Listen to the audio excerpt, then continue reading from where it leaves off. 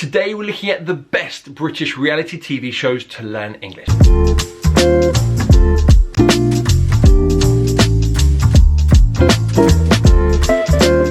Gogglebox. This is perhaps the maddest of all reality TV shows because it's a group of ordinary people watching television and then commenting about it, and then we watch them talking about TV. Yeah, right? Kind of strange, but strangely compelling and quite addictive. This weekend, it was the final of The Voice. Ooh, get up there. Get up there, my love. Bloody hell. So it started in 2013 and has grown in popularity ever since. So what we have culturally is an amazing insight into British family life. You go inside the households of ordinary British people and you get to hear them just interact with each other. Some of them are hilarious, some of them are a bit odd.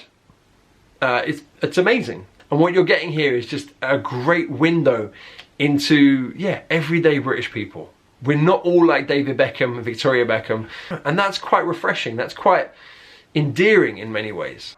There isn't a bag 30. You got the wrong number, girl. Just think 30-13. Yeah, she sussed it. Oh, she's moving too slow. She's gonna get caught. Also, culturally from this, you're going to learn about other British TV shows, which is fantastic. Linguistically, of course, you've got a variety of accents. Just in one show, you're going to get households from Derby, Bristol, Leeds, London. So with that comes a variety of accents, like this one. Can't believe she's just been a backing singer for all that time. I know, it's How has crazy. nobody picked her up before? I love that accent, the Leeds accent. No, nobody. Nobody. The way she says no there, it's fantastic. Nobody. Very specific to Yorkshire, that area of Yorkshire. You're also going to get really interesting vocabulary, like friends with benefits. I'll let them explain what that means. What does friends with benefits mean? Never heard of that expression. Friends with benefits. Yes, so the benefit is occasionally you guys meet up in a bedroom together, alone. FWBs. So this show is on Channel 4. It's also on Sky Go and of course loads of clips on YouTube for you to watch. Level wise, I would say this is probably A2, B1 and above. A2, B1, somewhere around there. I think there's a lot that you could get even at that level. Come Dine With Me is a cooking reality TV show in which 5 strangers compete to host the best dinner party. The guests are the other 4 contestants, and this always leads to drama, hilarity, just total ridiculousness, frankly. How does Ian compare to George Clooney? Well, they both have good tasting women. Once again, culturally, it's an incredible representation of British people and British culture. It's one of those shows that you watch and you're like, I swear I went to school with that guy, or that lady, I'm sure she works in the accounts department in my office. You feel like everyone is very familiar, like you know someone or you've met someone just like these people. So for anyone that doesn't live in Britain, it's a great way to kind of see what British people are like. The kind of quirky, strange, funny, wonderful mix that we are. I think if you go for something and you've got the confidence, you can kind of pull it off. You'll pull something else if you carry on dancing like that. Also, because they're hosting dinner parties, you get to see inside British homes, which I think is always really fascinating. Now, language-wise, you get loads of natural conversations. These are people who are trying to get to know each other, and then the conversations become quite interesting. The topics vary depending on what their interests are, and so you're going to get interesting conversations, you're going to get interesting intonation and stress patterns. For example, like this. I honestly have found the love of my life, and this is him. Oh, thank you, my darling.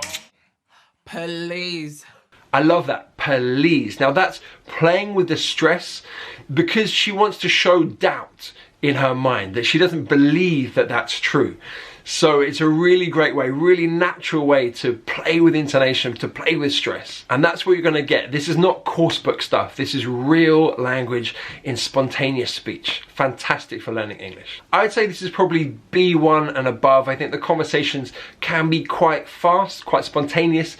fast moving, so probably B1 and above. You can get this program via Channel 4 or Amazon Prime, and of course on YouTube as well. There are loads of clips, and there is a YouTube channel dedicated to Come Dine With Me. This is one of the big guns of British TV. I'm a celebrity, get me out of here. Or just I'm a celebrity, or I'm a celeb. They're all used. Now, this is presented by Ant and Dec, and it's where a group of famous celebrities go out to Australia, they camp, and they are given bush tucker trials, which are kind of these challenges where you have to maybe go and eat bugs or lie in a pit of snakes or something crazy like that. And it's the kind of TV that makes you kind of watch with your fingers over your eyes, or you shriek, or you hide behind the sofa. It's that kind of thing. It is really good entertainment for the whole family.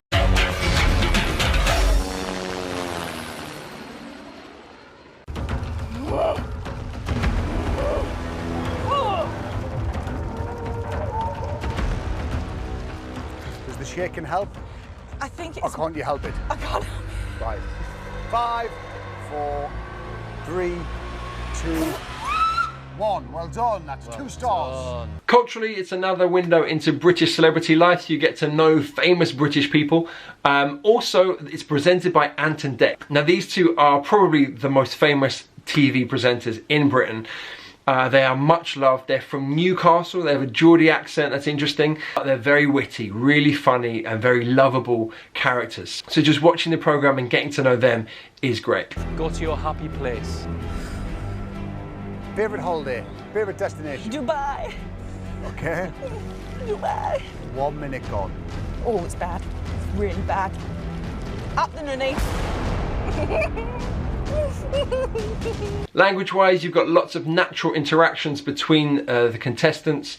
Of course, you've got interesting vocabulary that comes from that. And I would say it's a kind of A2, B1 level, so not too difficult. The show is aired on ITV, but you can get it on Amazon Prime, on YouTube as well. There is a YouTube channel, of course, dedicated to this program, and a new series airs every December. And finally, The Apprentice. This is a reality TV show presented by Lord Sugar, who is a famous businessman, and he puts a group of contestants through a series of business-related challenges. Alex, you sound like a disaster. Linguistically, it's really rich because during the tasks, all these contestants are talking to each other. They're negotiating with each other. They're giving opinions. They're trying to be tactful. Sometimes they're too direct. Sometimes they're very indirect. So you're getting lots of great vocabulary and phrases to work in a team, to work in a business environment. And that is really helpful for any of you guys that work in English. 365. This one's priced at 365. Wow. Oh, that is... That's blown the budget. That's blown our budget. So much higher than we expected. Yeah. Okay. Is there any kind of price that you could hopefully go down to? You've also got a wide variety of accents. There are people that come from all across the country to compete in this program, but everyone's very articulate, and the clarity in which they speak is really good. So that's why I would say that level-wise, this could be an A2. You could be A2 and appreciate this program. From an investment perspective, I'm not just sort of a year into this journey of doing something new. I'm 10 years in the industry. Culturally, I think the best selling point of this is London, contemporary London. The contestants go around the city doing these challenges, and you get to see London and all its vibrancy. So that's what I love the most.